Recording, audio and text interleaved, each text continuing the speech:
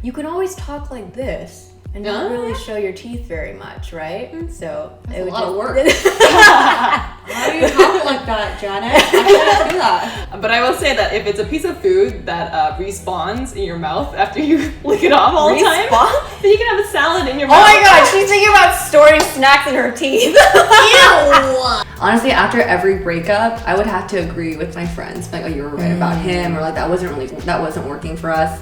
And so now, after like multiple situations like that, I'm like more considerate of what they think. Hi everyone, so before we dive into today's episode of Dear ABG, we wanted to show you how we prepare our skin for these types of shoots. And we start with Curology. For those of you who don't know, Curology is a personalized skincare brand that pairs you up with your own dermatology provider who analyzes your skin and creates a custom prescription formula that's just right to your door. So for me, I'm gonna start off my skincare routine with their cleanser. I'm gonna go into my face. I don't feel like my skin's super dry or stripped of its moisture after using their cleanser. So after I cleanse my face, I usually go in with some essence. This is an SK2 facial treatment essence. So the first thing that I do is add this essence, a thin layer, and then I'll go in afterwards with my Curology custom formula. This is made custom for you by a licensed dermatology provider based on your skin and your skin goals. If you want to get your own custom formula made just for your skin, all you have to do is go online, upload a makeup-free selfie, and take a skin quiz. And over time, if you want to get something that's a little stronger or weaker in the formula, you can just message your provider. So now I'm gonna go in with the Rich Moisturizer. This is a moisturizer that provides deep hydration without clogging your pores. This line is also for preventative anti-aging skincare, which is something I can definitely get behind right now. If you'd like to try Curology, check out our custom link in the description box below. And now back to our regularly scheduled programming.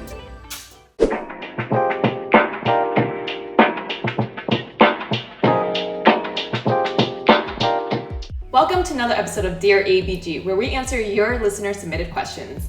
If you don't know us by now, we are a podcast called ABG Asian Boss Girl, a podcast for the modern-day Asian American woman. My name is Helen. I'm Mel. And I'm Janet. So before we jump into our listener-submitted questions, we're gonna ask each other a random question. I feel like y'all really like this part of the show, actually. So today's question is going to be, would you rather have a permanently clogged nose or a piece of green food stuck in your teeth all the time? I think I'm gonna have to go with the food and the teeth all the time. First of all, I think it's more of a negative reaction to having my nose clogged forever. Something about that makes me like think of like suffocation, which is really dark. And so I don't know, I just don't like not being able to breathe regularly. I think having that disrupted forever would be hard. And then the food thing, you can always talk like this and not really show your teeth very much, right? So it would a lot of work.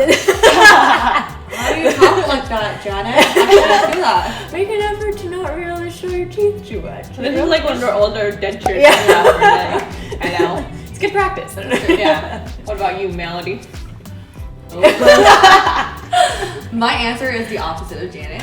I rather have a clogged nose because I think it's more, for example, I'm walking down the street and I'm meeting someone, you can't tell that I have a clogged nose until I start talking. I feel like when something is so, like visually, like something just stands out, you pay more attention to it versus like you can't see a clogged nose, right? Also, I usually breathe through my mouth. So it's the same thing as if my nose is already clogged. So I snore a lot when I sleep, and so I already feel like my nose is already clogged. It's like, I think honestly, by default, I don't know, this is by breathe through my mouth versus my nose. I would choose Janet's answer. Really? Yes. Food and teeth. Yeah, because I feel like when I have a clogged nose, I think I breathe through like my mouth and my nose equally, but I feel like when I have a clogged nose, it feels like I'm sick. Like I hate that feeling. I'm feeling sick, and then your voice changes because you sound nasally, and it's just like, you're forever gonna feel just like kind of gross, versus the piece of food is less invasive because it's just there. But I will say that if it's a piece of food that respawns in your mouth after you lick it off all the time, then you can have a salad in your mouth. Oh my god, she's thinking about storing snacks in her teeth. Ew! Like if it's a piece of green, it's like a salad, you know? Okay, interesting. All right, let us know in the comments below. Would you rather have a clogged nose or a salad in your mouth? At all times. I'm actually very curious for your answer. Our first listener submitted question comes from Stephanie, who writes us from Orange County. Woo, Orange County, your neighbor? Just by myself. So Stephanie writes, "Hi ABG, love your podcast. What would you do if your best friend was not a huge fan of your SO or significant other? Ooh, sticky situation. Yeah, I definitely ran into this situation a couple times. Honestly, it really sucks to hear them kind of like not be very enthusiastic to want to spend time with your significant other because you're so excited, and it did kind of hurt me a little bit. What I learned is that I feel like they have your best interest at heart and like they're coming from a good place. And honestly, after every breakup, I would have to agree with my friends, like, oh, you were right about him, or like that wasn't working for us. And so now after like multiple situations like that, I'm like more considerate of what they think because your friends know you really well and they want the best for you. So I'm a little more cognizant of that now, and yeah, just being more intentional with who I date and keeping them in mind as well because you're spending a lot of time with your friends too, with your significant other. So I actually think about this question a lot because both of y'all, cross all our fingers, will have an SO soon, and I am always thinking like, oh my gosh, what if I don't like them? But I will say that I think knowing both of you ladies and the ones that you are filtering through, as bad as that sounds, but I think those people I feel like are usually like quality men, or I could see the way that you're thinking so that the person that you end up with is going to be a quality man. So I'm not too worried about it, but I do worry that like, oh, what if like she's just really happy with him, but you know, there's something about him that I'm just like, oh, I don't like. I will learn to deal with it, and I'm also someone who can generally get along with a lot of people. So unless they're treating you really badly or you know make you feel shitty about yourself or whatever it is, then I'll be okay with his like annoying laugh or whatever, you know, like like it's okay. So I will say though, for like girlfriends, a piece of advice from me personally, having dated some people that my girlfriends don't like. Don't try and tell them what they should be feeling. Because I remember when a lot of people were like, he's not good for you, you should dump him, blah, blah, blah, just leave him. I'm just like, okay, well, you don't get it. Because it's very complex. It's not as simple as like, it's not black and white, right? And there were a lot of girls also who would look at that person and be like, oh, you're hanging out with him again. I don't want to hang out with you ananymore, because they saw him as an extension of me, and so they would be like, oh, like you are now like part of him, and you've changed basically, right?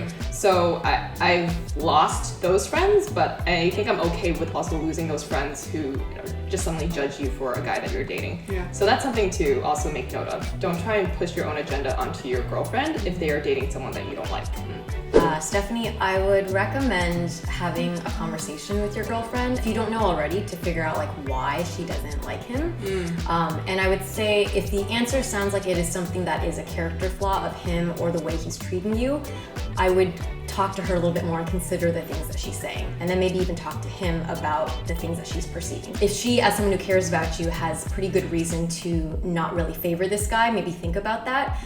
But if her reason is more maybe like she just doesn't like this thing about him, or maybe it seems like something about him is triggering her own personal issue, then I would probably not take as much weight in it, and then just kind of focus on talking to her and helping her solve her issue maybe.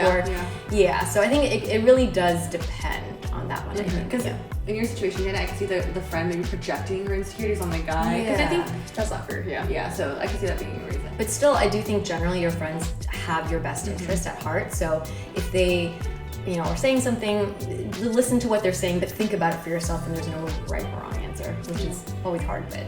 All right, our last question for today comes in the form of a voicemail, and I'll play it right now. Hi guys, my name is Melanie, and I just wanted to get your opinion on if you guys would ever move out to another state, maybe even like your feelings on like would you ever move to somewhere in like the Midwest or even the South or like the North? I don't know. But I grew up in Southern California just like Janet. And I was wondering if you guys have the same feelings of would I fit in? Is it dangerous? I wanted to get your opinions on that because it's a big world out there and a big country, but sometimes I feel like it's not as big for us. So what are your thoughts? Thanks. This is a good question, and as someone who moved out of the state of Massachusetts, I would highly recommend that if you are itching to get out of your home state, and especially if you're feeling like complacent or too settled and you're yearning to live somewhere else, I would say go ahead and do it, because a lot of times this move can be reversible, and if that's the case, you can always go back, right? But at least you have the experience and not always wondering what it would have been like living in another state. I really like the last line where you said about how it's a big world in this country, but sometimes it's not big for us. And I completely agree. I think for me, even having moved from Massachusetts, they're both very like liberal blue states, and so I thought I was moving to the other side of the world, but the thoughts and the viewpoints and all of the ideas and things like that like didn't change much. For your question about moving to the Midwest and the South, I mean, if I put myself in the shoes of thinking about that, that is scary. I think especially with the recent elections, we all see now that America is extremely complex, and there are a lot of people out there and a lot of differing opinions. And I think for me, as much as I am the type of person that can totally understand and see the viewpoint of someone who is like an extreme, extremely on the right or extremely on even the left, I can't understand where they're coming from. But if I'm going to move myself into their territory, it's a little scary. Like, I think I would be pretty scared to do that because there are power in numbers, especially amongst people who look like you. And especially in states where even maybe the politics and government they don't pass laws to, support you. I think the House resolution like 908 was something recently for Asian Americans where it wasn't supported by one side of the party. So there is something there where it is real and it is scary and it sucks that it is that way. And I'm just speaking more from like the assumption of what it'd be like to live in middle America. We get a lot of people writing into us that say, they do wish that they had more support around them. But for anyone out there who does live more in like the Midwest areas, like I'm very curious to hear what your experience is. Leave it in the comments below. Yeah, I would definitely echo Helen in the fact that I was born on the West Coast and the only other places that I have lived have been on the East Coast. So I haven't really spent a lot of time in the Midwest or in the South. I have visited Colorado and I visited Illinois, Chicago specifically, and those are the two places I would say that I did really like. Although I didn't spend a lot of time there. So I liked the kind of weather and the general like place, like the views and stuff, but I don't really know what it would be like to live there. I would say I would be more inclined to check it out for a finite period of time. Like maybe if I was going for a couple of weeks or for a program or for something like that, versus say moving out there. I think unfortunately I'm a bit of a spoiled West Coast person. I think it's hard when you grew up here to kind of be comfortable anywhere else, but yeah, I would really love to hear from other people living in the Midwest and in the South, what your experience is like, and yeah, maybe we'll come and visit sometime. Yeah, I would probably have to jump on Janet's West Coast train. I was definitely born and raised in Northern California, and I think deep down I'm a Cali girl. I love California. I love living here. I love the diversity that we have. For the pockets I grew up, I felt was really diverse. I think it'd be interesting to live in a different, in the Midwest. And I have a lot of friends actually, from Kansas and just different areas that they would tell me stories growing up there. And they also my friends prefer California, but they like going back for the holidays and stuff like that. But I'd be interested in visiting, but I don't know, I can't see myself uprooting my life and moving to a different state.